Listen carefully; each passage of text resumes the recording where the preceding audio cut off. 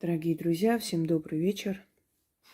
Вот немного свободного времени нашла и решила снять несколько работ, пока есть время.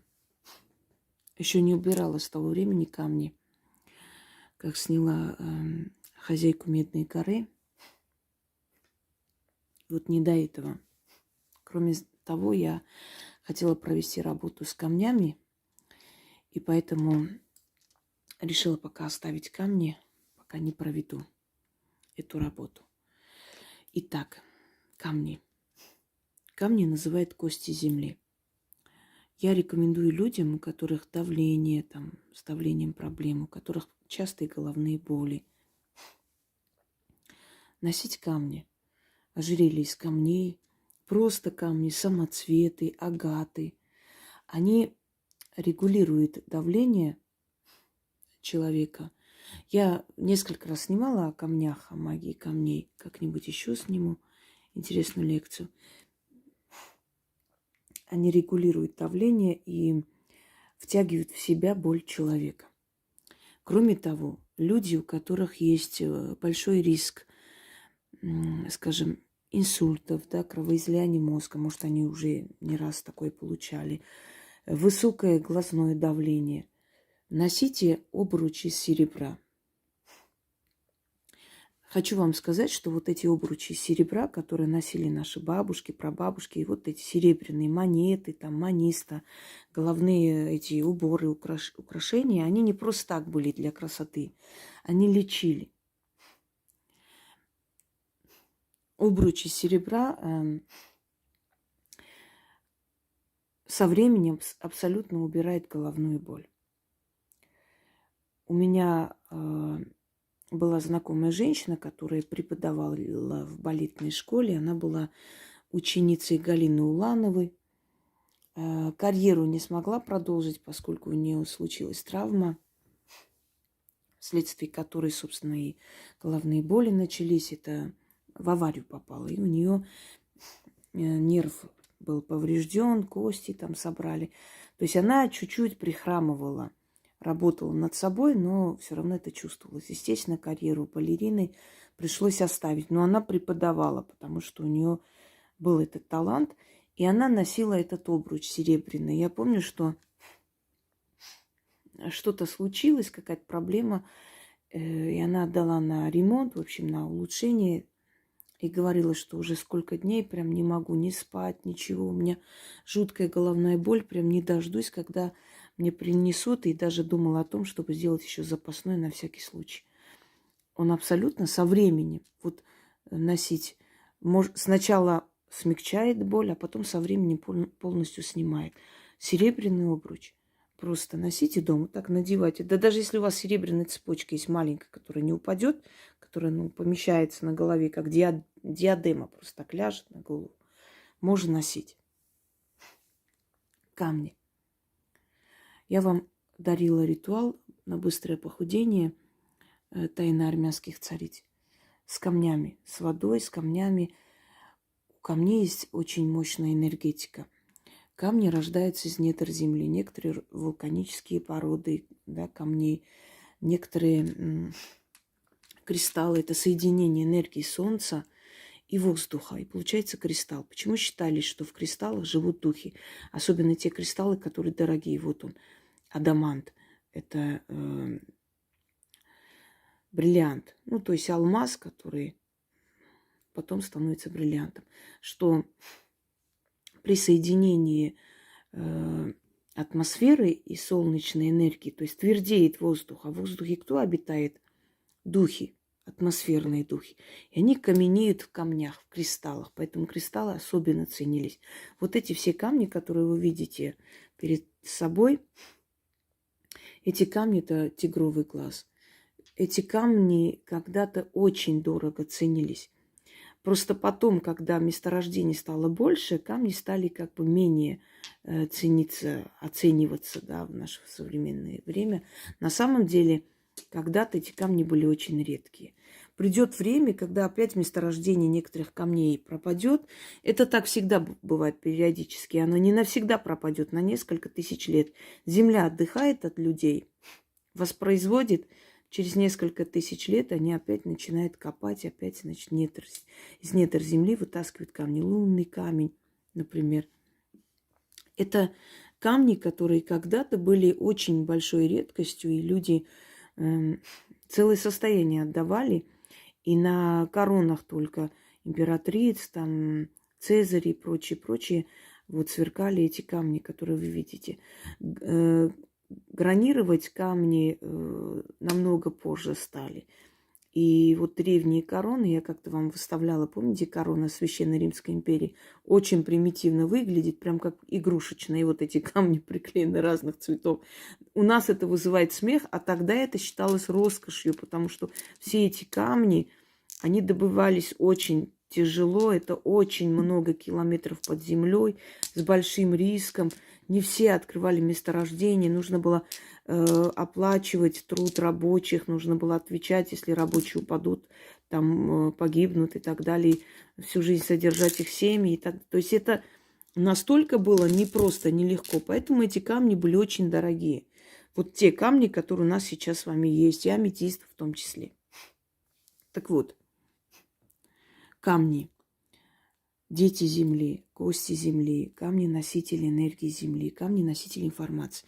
Камни двигаются, чтобы вы знали. Вот большие камни, не те скалы, которые как бы пригвоздены, прикованы, нет, свободные камни, большие камни, они двигаются. Они передвигаются за несколько лет на несколько миллиметров, очень мало передвигаются. Вот эти камни, оставляйте мелкие большие камни на столе, фотографируете, уходите на несколько часов. Вернетесь, сфотографируйте, сравните, камни двинулись с места чуть-чуть. Они живые, это живая энергетика. Итак, камни способны втянуть в себя вашу боль и отдать взамен свою энергию. Усталость, апатия, нервозность, головные боли. Прикладывайте камень к голове, если вы устали, и начитывайте столько раз, пока не наступит холод, пока вы не почувствуете бодрость. Болит какое-либо место, берете любой камень, но настоящий камень, не синтетический, естественно. Прикладывайте к месту, которое болит, начинаете читать до того момента, пока боль не утихнет. Потом, значит, открывайте кран и под струей бегущей промывайте этот камень, оставляйте сушиться. Целые сутки нельзя подходить к этим камням. То есть нельзя трогать с ними, ничего нельзя проводить. Они должны лежать, можно на подоконник положить на что-нибудь. И желательно, если они будут подпитываться энергией солнца, очищаться. Неважно, это зима, лето, солнце всегда есть, всегда. Энергия солнца всегда до нас доходит. Если бы солнца не было, мы бы просто окаменели так, как сидим. Вот прям, вот в какой позе сидим, мы все бы замерзли моментально. Поэтому солнце, оно всегда дает нам тепло и энергию. Просто зимой чуть меньше, летом достаточно больше, да, смотря какое лето, правда. Бывает и холодное лето. Так вот, от усталости, от боли, от депрессивности камни забирают отрицательные эмоции и отдают положительные, то есть свою энергию. Приложите к голове, если вы, вот просто от усталости читаете. Если наизусть выучите, конечно, замечательно, можно лечь, там, разложить камни на глаза, на лоб и начитать, но это трудно. Поэтому можете вот так прикладывать и читать. И когда боль утихнет или вам станет легче, тревога пройдет, внутреннее спокойствие наступит и так далее, все, унесите камень, смойте под струей воды и, значит, уберите. Можете периодически читать. Вот если это маленькие камни, вот один камень приложить, начитать, отложить, второй камень и так далее. Здесь неограниченное количество раз читается до того момента, пока не наступит нормальное состояние. Я часто так делаю, просто прикладываю камень, прошу своими словами, но у меня немножко другая энергия, да, поймите, что у меня может получиться просто своими словами. Вам лучше, конечно, заговор читать. И, знаете, усталость проходит. Прям бывает, вот, ничего не хочу, не могу, прям уже отвращение от всего. Я так устала от всего, все, ничего не хочу, у меня злость, депрессивность. все валится с рук, ничего не успеваю. Мне так кажется, что я мало работаю, сегодня надо было еще больше. Потому что талантливые люди, они всегда недовольны собой. Позвольте хоть раз в жизни быть нескромной. Они всегда себя съедают. Вот это надо было получше делать, это я не так сделала, я себе не нравлюсь в этом деле и так далее. И когда мне хочется эту неврозность, вот эту вот злость, раздражительность, усталость снять, я просто прикладываю камень к колбу и начинаю читать. Или сама своими словами говорю несколько раз и чувствую, что мне стало легче. Потом смываю камень под водой бегущий и откладываю. Просто кладу на подоконник и все до следующего дня. И вы знаете, становится легче. Почему у нас сейчас усталость, сонливость, раздражительность, может быть, даже вот такая вот внутренняя злость, шизофрения у некоторых товарищей обострилась? Потому что сейчас луна Геката. Помните, я вам объяснила разные состояния Луны? Белая Луна, очень белая большая Луна, прям вот такая холодная Луна, это Геката. С черным ободком Луна, когда это Лилит, черная Лилит. Есть кровавая Лилит, кровавый ободок. Есть кровавая Геката, когда Луна прям красная, вот прямо цвета крови красная. Сейчас Луна Геката, именно вот холодная Геката, белая большая Луна. И от этого сонливость, усталость. Головных болей особо нет, таких прям жутких. Обычно при черной Лилит головные боли и очень много убийств бывает при черной Лилит. Это когда у Луны там черный ободок. Обострения, какие-то конфликты, наводнения могут начаться в это время.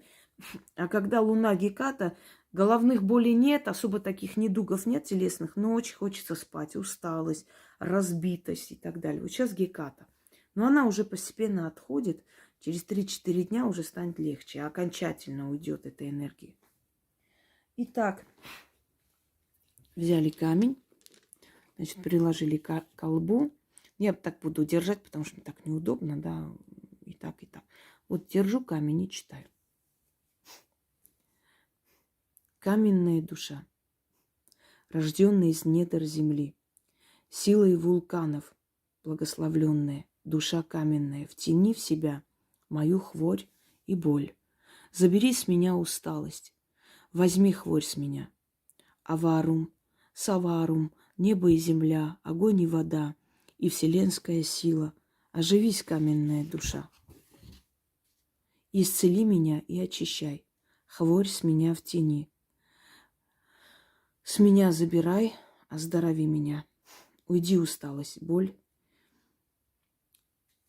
Тут можете перечислить хворь, боль суставов, боль головы, депрессивность, страхи. Что хотите, я здесь скажу. Боль и хворь. С меня в камень уходи, а меня освободи. Заклято.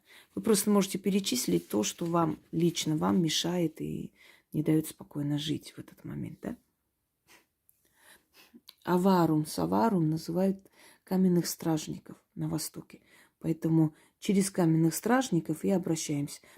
Почему я называю определенных духов стражников, там, тех, кого призывали? Так, знаете, не люблю это слово, но подключка, ладно уж.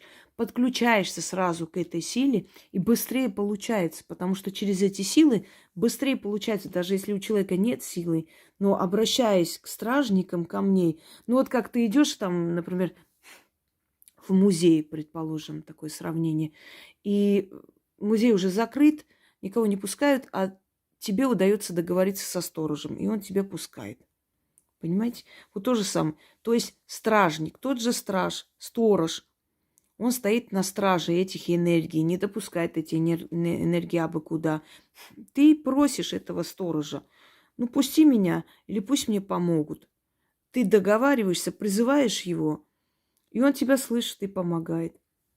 То есть через этого стражника камни тебя слышат лучше, потому что, понимаете как, вот опять сравню грубое такое сравнение. Вот взятку дать, например, что-то вам надо, не знаю, что-то хотите оформить по-быстрому, не знаете, что делать. Вы не можете зайти в кабинет и сказать, вот тебе деньги и оформи мне. Нет, есть человек, через которого вы это сделаете. Тот человек, который доверенное лицо. да, этого чиновника. Он знает, что этот человек, ну, не обманет, что они вместе зарабатывают. Поэтому ты отдаешь этому человеку эти деньги, человек эти деньги берет, уносит и договаривается. Если ты напрямую зайдешь, тебя выгонят.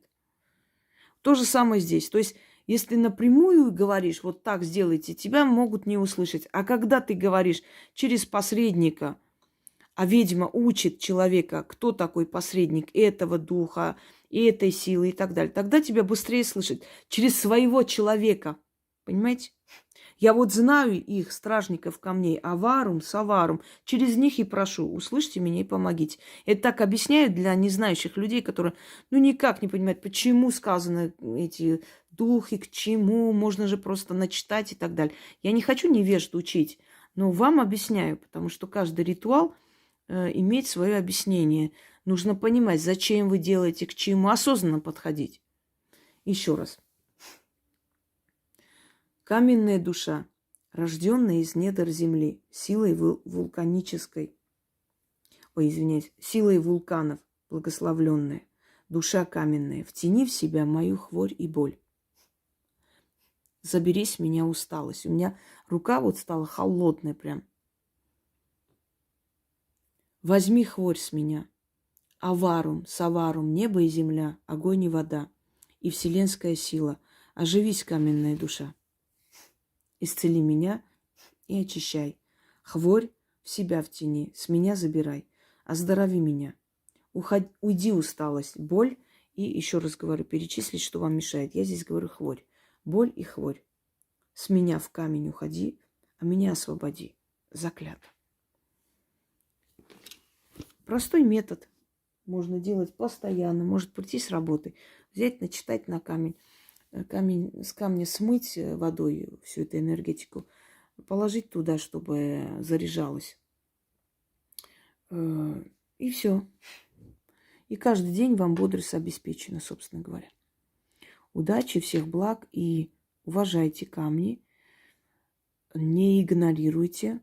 Носите хотя бы для себя, особенно определенные камни, которые дают силу. Кстати, регулирует давление очень хорошо гематит. Его не просто так. Далее пестрые камни, они улучшают кровообращение. Если, конечно, долго носить, понимаете, нужно их носить.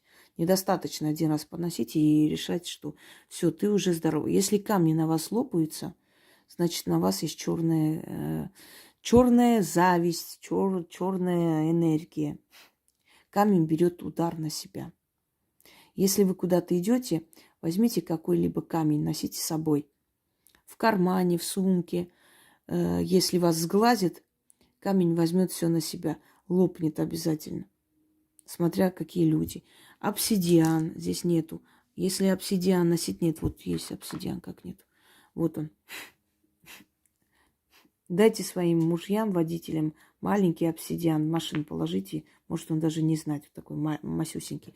Лучше черный. Можно снежный, конечно, но лучше черный. И у него никогда не будут аварии, поломки. У него никогда не будет никаких проблем с ГАИ. А если будут, они легко решатся. Любые такие проблемы. Знаете, откуда слово обсидиан вообще? Это название камня. Вообще его называют коготь сатаны. Этот камень первый раз был обнаружен в Древней Армении. В переводе можно назвать, то есть сатаниерунг называется. Такой нам в детстве давали, так бусинки прошивали к одежде, как обереги. Считалось, что злые духи убегают от этого камня, потому что она обладает такой мощной силой. Так вот, что значит убегают? Объясняю вам. От камня, от трав определенных исходит очень сильная энергия. Вот вы идете, да, по улице, и вдруг там газовая атака, вам дышать нечем. Вы оттуда убегаете, да. Злые духи, бродячие духи, сущности, которые присасываются к людям, лярвы, скажем так, да, не самые лучшие духи, духи-вампиры. Когда они подходят к человеку, от камня исходит такая сильная энергия, что она душит, просто не дает им питаться энергией. Они не могут, они чувствуют дискомфорт, им становится нехорошо, то есть вот так грубо объяснять, и они уходят. Отсюда и вот обережные камни и так далее. Первый раз римский легионер обнаружил в Армении необычный черный камень, блестящий. И звали этого легионера Марк Обсидий. И в память о нем этот камень назвали обсидиан. Ну, просто знайте. Так, дополнительная информация пригодится. Всем удачи, всех благ, не болейте.